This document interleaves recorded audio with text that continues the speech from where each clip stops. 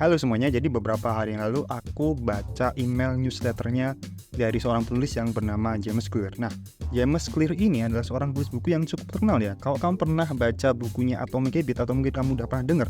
Nah, dialah penulis buku ini, buku yang sangat terkenal dan buku yang sangat laris di kalangan orang-orang yang pengen merubah habitnya atau membentuk habit. Jadi tulisan yang kemarin aku baca dari James Clear ini adalah tulisan tentang bagaimana kita mengambil sebuah keputusan, bagaimana kita membuat sebuah keputusan. Nah, sebelum kamu mengambil sebuah keputusan, kamu harus tahu jenis-jenis keputusan apa aja yang membutuhkan pertimbangan yang lebih tinggi, lebih besar, dan jenis-jenis keputusan apa aja yang cuman sifatnya remeh-temeh atau cuman pertimbangannya kecil. Karena dengan kamu mengetahui jenis-jenis keputusan ini, kamu akan bisa lebih menghemat energi kamu dalam membuat sebuah keputusan dan kamu akan terhindar dari sebuah istilah yang bernama decision fatigue atau kelelahan dalam membuat sebuah keputusan. Dan menurutku, James Clear di sini membuat sebuah klasifikasi atau membagi jenis-jenis keputusan ini berdasarkan pertimbangan dari berat atau kecil dengan sebuah metafora yang sangat brilian, sangat jenius. Karena metafora ini sangat sederhana dan mudah diingat oleh semua orang. Dan ini sesuai dengan yang dikatakan oleh Albert Einstein ya, ketika kamu bisa menjelaskan hal kompleks ke anak SD, maka bisa dibilang kamu adalah seorang yang jenius. Dan di sini James Clear adalah orang jenius tersebut. Oke, langsung aja kita membahas jenis-jenis keputusan itu aja. Jadi James Clear udah membagi jenis-jenis keputusan ini menjadi 3 analogi yang sederhana. Pertama, jenis keputusan yang seperti topi. Kedua, jenis keputusan yang seperti potongan rambut. Ketiga, jenis keputusan yang seperti sebuah tato. Oke, kita bahas yang pertama, keputusan yang seperti topi. Nah, bayangkan kamu sedang berada di sebuah toko pakaian. Nah, kamu di situ sedang mencoba topi yang pengen kamu beli. Nah, di situ banyak banget pilihan topi. Dan kamu harus memutuskan topi mana yang harus kamu beli. Dan di situ tentu saja kamu mencoba topi mana yang cocok karena banyak banget pilihan di situ. Nah, pilihan tersebut ibaratnya adalah sebuah keputusan ya. Dan ketika kamu mencoba topi dan ternyata tidak cocok, kamu tinggal taruh topi tersebut dan kamu bisa mencoba topi yang lain. Nah, ketika sebuah keputusan diibaratkan seperti sebuah topi, keputusan ini tidak memerlukan pertimbangan yang besar ya, karena efek yang ditimbulkan ketika kamu salah memilih topi tidak akan memerlukan waktu yang lama untuk mengembalikan kesalahan tersebut. Ya udah kan, tinggal misalnya kamu salah beli topi atau kamu memilih topi dan itu topinya nggak sesuai dengan selera kamu tinggal taruh aja, kamu bisa pilih yang lain atau kamu bisa beli di toko lain gitu kan. Jadi tidak memerlukan effort yang lebih besar untuk mempertimbangkan ini dengan lebih matang. Nah, jenis keputusan yang bersifat seperti topi ini adalah jenis keputusan yang sangat mengembrace apa ya? Ya, intinya adalah keputusan ini keputusan yang sangat mendukung untuk kita melakukan trial and error atau mengeksplorasi sebuah hal. Dan kita sebagai manusia, kalau ingin menjadi seorang manusia yang punya penuh pengalaman dan penuh experience, kamu harus sangat-sangat melakukan trial and error dalam hidup kamu. Dan kamu harus mengeksplor apa aja yang ada di dalam hidup kamu. Nah, contoh keputusan yang menggunakan analogi memakai topi ini adalah buku apa yang mau kau beli, makanan apa yang mau kamu beli, makanan apa yang kamu mau makan. Nah, ketika kamu membeli sebuah buku, mungkin kamu di awal berekspektasi ya, covernya bagus dan reviewnya bagus. Tapi ketika kamu udah beli dan udah baca, ternyata tidak sesuai dengan ekspektasi kamu. Ceritanya atau tulisannya sangat membosankan.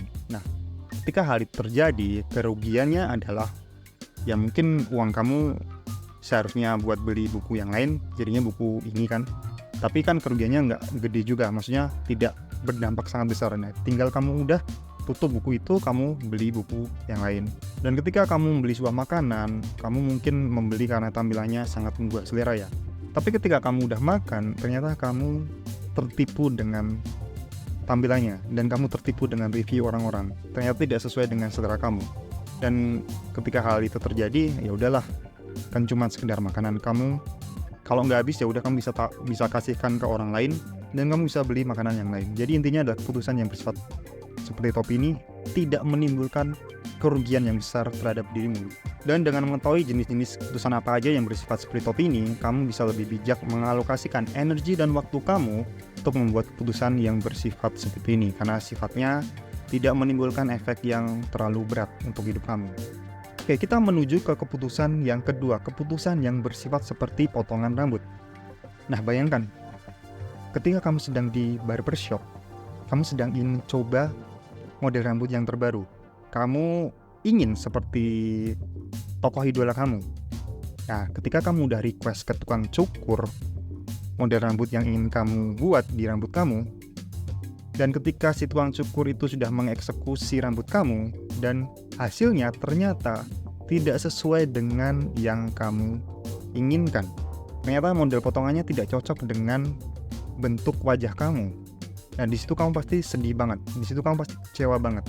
Ya emang sih itu cuman sekedar rambut, tapi bagi sebagian besar orang rambut itu adalah hal yang penting. Dan di situ ketika kamu nyesel, kamu merasa kayak tahu gitu nggak usah dipotong aja ya.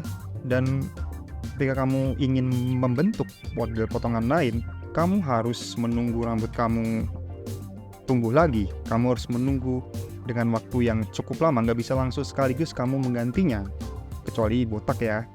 Nah, contoh keputusan yang bersifat seperti potongan rambut ini adalah ketika kamu berpindah karir atau ketika kamu memulai bisnis yang baru. Contoh ya, berpindah karir ya. Kamu berekspektasi ketika kamu berpindah karir yang baru akan lebih oke, gajinya lebih oke, lingkungan kerjanya akan lebih nyaman. Tapi ternyata ketika kamu salah membuat keputusan, ternyata gajinya banyak potongannya, suasana kerjanya lebih toksik. Nah, ketika kamu pengen merubah keputusan ini, enggak segampang keputusan yang sifatnya seperti topi ya. Karena mungkin aja kamu udah taken kontrak selama setahun, dan mau tidak mau kamu juga harus nunggu kontraknya sampai habis dulu. Nah, sama halnya dengan ketika kamu memulai sebuah bisnis baru, kamu berekspektasi bisnisnya akan lebih oke dari bisnis kamu sebelumnya. Nah, kamu udah berinvestasi uang di situ, dan ternyata tidak sesuai dengan apa yang kamu inginkan. Nah, intinya adalah keputusan yang bersifat seperti potongan rambut ini harus dipikirkan matang-matang ya. Karena ketika kamu salah, kamu nggak bisa langsung mengganti keputusan tersebut. Kamu harus nunggu, harus ada waktunya. Tapi di satu sisi kamu juga harus butuh eksplorasi, dan kamu harus butuh trial and error di sini. Ketika kamu udah mengalami pergantian karir yang banyak, otomatis kamu memiliki banyak koneksi di situ, dan otomatis kamu punya pengalaman yang lebih banyak dibandingkan orang lain. Dan ini sama halnya dengan bisnis ya. Ketika kamu udah coba berbagai bisnis dan selalu gagal, nah otomatis ini akan membuatmu menjadi seorang bisnismen yang lebih tangguh dibandingkan seorang bisnismen yang gak pernah gagal dalam hidupnya. Oke, kita menuju keputusan yang terakhir, yaitu keputusan yang bersifat seperti tato. Nah, layaknya seperti sebuah tato ya. Sekali udah tertanam di kulit kamu, akan permanen dan akan sulit untuk dihilangkan. Akan butuh pengorbanan yang tinggi untuk menghilangkan tato tersebut. Nah, ini sama halnya dengan keputusan ya. Keputusan yang bersifat seperti tato ini memerlukan pertimbangan yang matang-matang, karena ini adalah sebuah keputusan besar dan berat. Nah, contoh keputusan yang bersifat seperti tato ini yang membekas seumur hidup adalah ketika kamu sedang memilih jodoh kamu. Semua orang kayaknya selalu bercita-cita memilih jodoh sekali dalam seumur hidup. Kebanyakan kayak gitu ya. Kita nggak ngomongin yang abnormal. Nah, ketika kamu udah memilih pasanganmu hanya untuk sekali dalam seumur hidup, tentu saja kamu harus memilihnya secara matang-matang ya. Kamu nggak bisa memilih secara sembarangan, karena mereka lah yang akan menemani kamu seumur hidup kamu sampai kamu meninggal. Dan contoh lain adalah ketika kamu memilih sebuah agama yang ingin kamu anut. Dan sebuah agama urusannya udah pasti ketika kita udah meninggal. Ketika kita udah meninggal, kita berurusan dengan agama yang kita anut, amalan apa aja yang kita udah perbuat. Nah, dalam memilih sebuah agama, kita juga harus memikirkannya secara matang-matang, karena urusannya bukan lagi dunia lagi, bro. Dan ya, itu contoh-contoh keputusan yang bersifat seperti tato ya. Nah, dengan mengetahui 3 jenis keputusan berdasarkan risiko yang dihasilkan, tingkat risiko yang dihasilkan, kamu akan lebih bijak mengalokasikan energi kamu untuk membuat keputusan-keputusan ini. Jenis keputusan apa aja yang harus membutuhkan effort yang lebih tinggi untuk memikirkannya. Karena sekali lagi ya, energi kita itu terbatas setiap hari. Kamu harus pinter-pinter manajemen energi kamu untuk membuat sebuah keputusan. Dan analogi jenis keputusan dari James Clear ini sangat-sangat brilian menurutku untuk membantu kita memilih jenis keputusan mana yang harus kita prioritaskan dan jenis keputusan mana yang tidak begitu kita prioritaskan.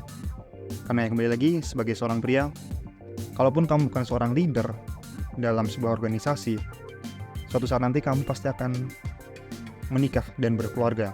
Dan di situ kamu akan menjadi seorang pemimpin bagi keluargamu. Dan setiap keputusan kamu akan berdampak pada keluarga kamu. Dan makanya kamu harus belajar mengambil keputusan. Dan sebelum kamu belajar mengambil keputusan, kamu harus tahu jenis-jenis keputusan apa aja yang harus kamu prioritaskan terlebih dahulu. Oke, mungkin sekian video kali ini. Dan seperti biasa, buat kalian pria-pria yang sedang mengalami kecanduan pornografi, kamu bisa download buku 90 Hari Bebas Pornografi yang aku tulis berdasarkan pengalamanku sendiri. Dan kamu bisa download buku ini gratis, e-book ini gratis di link yang udah aku sematkan di deskripsi. Oke, selamat membaca dan sampai jumpa di video selanjutnya.